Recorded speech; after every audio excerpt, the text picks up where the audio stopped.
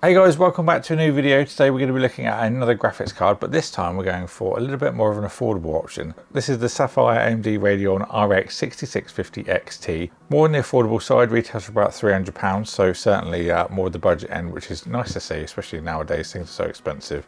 And we're going to do a little bit of testing in this. We're going to use our usual benchmarking PC, and then we're also going to use this in a budget build, probably with a 12400. I think would be a nice little pairing that we'll do in the near future. So this is the Nitro Plus variant from Sapphire.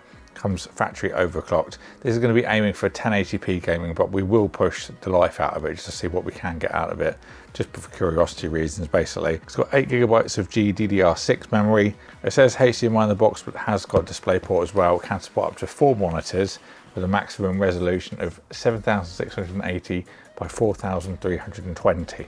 On the box there are a few more specs. So this is an RDNA 2 architecture card from AMD with support for DirectX 12 Ultimate, using their 6nm process, and they do recommend a 550 watt power supply for this graphics card. So let's get this thing unboxed. There we go, that's nice and easy. I did check this when it arrived just to make sure it was all okay, but I haven't really gone in depth at anything, so it's pretty much a fresh look that you're seeing and me at the same time.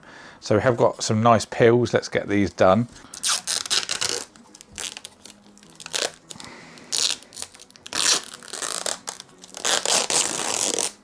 There we go. And some nice texture on the black area there as well. So Sapphire using their wave fin design for their two fans. Let's have a little bit of a look down the side. We've got that real nice chunky heatsink. Another peel there as well. There we go. That is a little RGB area as well. It looks like a 7 heat pipe design. You can see the 4 at the end there. And then there's 3, you can just see inside the back plate there. The other 3. This has got a boost clock of 2647 megahertz and a game clock of 2523. Now they say game clock, that's going to be what your graphics card will be running at for the majority of the time when you're actually putting it under load. It's kind of like Intel's boost clock. It just gives you like a little burst of power whenever it needs to, and that's what the boost clock is. There's also 2048 stream processors and 32 megabytes of infinity cache. Carrying on along the top, we have got our 8-pin power connector, a little bit more recessed, and then on the top we've got a nice back plate. There's a BIOS switch as well. Nice thing to have a dual BIOS switch, especially if you're going to flash your card at some point. It's just like a nice little reassurance that you've got another BIOS should your first one not work. There's also an RGB header on the end there.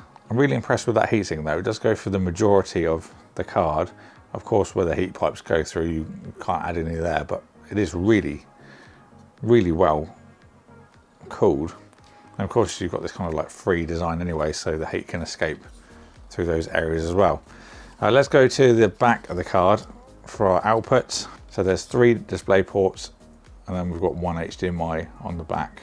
So if you're wondering about dimensions of this card, it's 230 millimeters long, and then you've got a width of 130 millimeters, and it's got a 57.57 millimeter width, aka 2.5 slots on the back of your PC.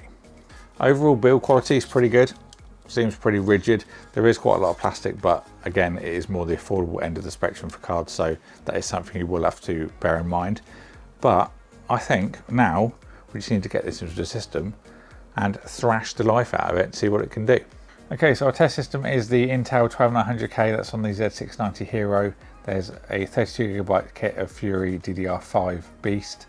That's 5600 mega transfers per second, cast latency 40.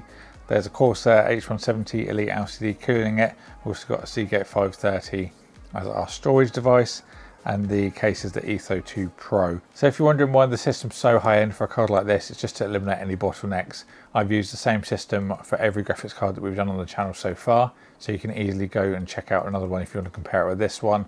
You know everything's going to be the same. There's going to be no variables other than the graphics card itself and the results that that gives out. So that being said, let's jump into our benchmarks and see how this one performs.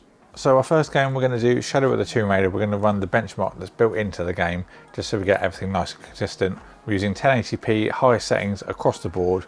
So let's see what kind of results we can get.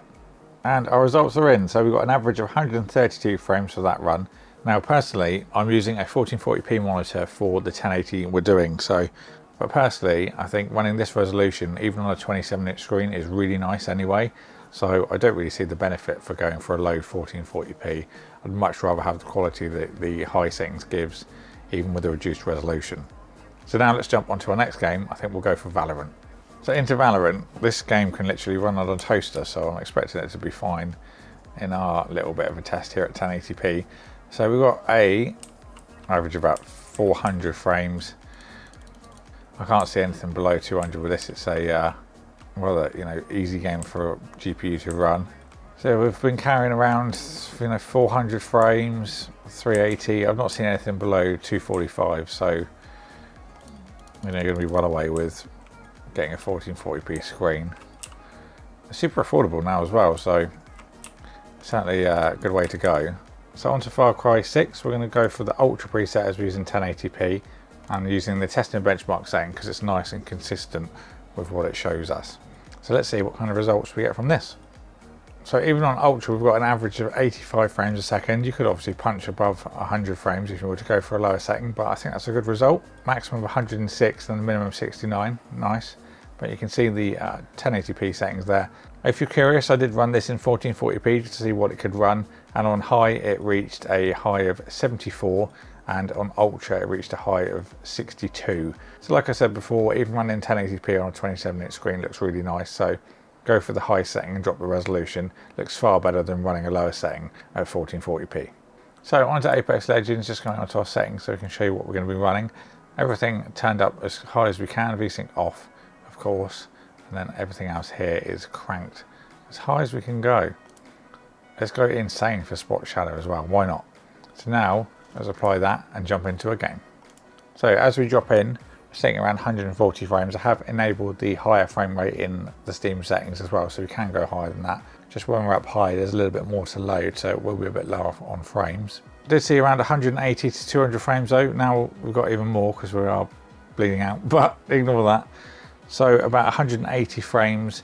Dropping in, we saw 150, so like I said, 1440p monitor is going to be a great option for this, even on the highest of settings at 1080p.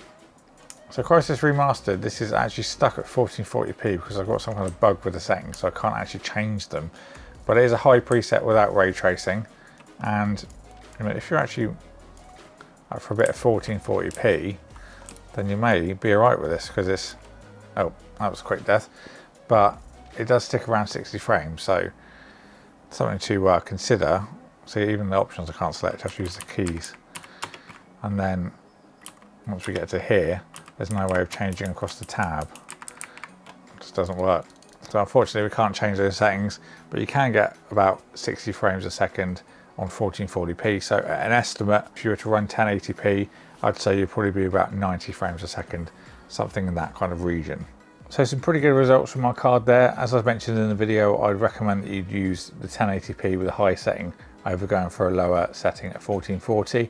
Even the 27-inch monitor I used looks really nice at 1080 with a higher setting, so I think that's definitely the route for this card. Temperature wise, the room was at a perfect 20 degrees and it gave us a high of 86.1. Obviously minus the delta, that would be 66.1, but 86 is quite high, but we've seen worse, so nothing to really worry about, even though it is on the warmer side. I've also ran time spy as well. We got a result of 11,032. Also the Blender render test, we got a score on Monster of 570.7, Junk Shop 259.7, and a Classroom 257.6. I've added those two benchmarks because they're free pieces of software you can download and test your own system with, and then you can compare with the 6650 XT to see if it's actually a worthy upgrade from what you're currently using. Now price wise, this comes out to be about the same as the 3060, pretty much the same price as what I could find today. If you want to go for resolution, you want to step into the 1440p, then I'd go for the 3060 Ti, a little bit more expensive, but it will get you into the realms of 1440p over using high 1080p. If you want to save yourself a little bit more money, you can go for the normal 6600 over the 6650 XT, because there's about 3 to 4% difference in this model over the 6600. So if you want a little bit of a tighter budget, go for the 6600 because there's marginal difference between that and this model, so you can save yourself a few pennies. But I think for now that's wrapped up our little testing of the Sapphire NITRO 6650 XT. So I'll leave all the links for this card and things in the description box below if you want to pick one up. Let me know what you think about it in the comments box below. I think this paired with the 12400 will be a nice little system that we'll do very soon. So stay tuned for that. Get subscribed and ding the bell so you don't miss it.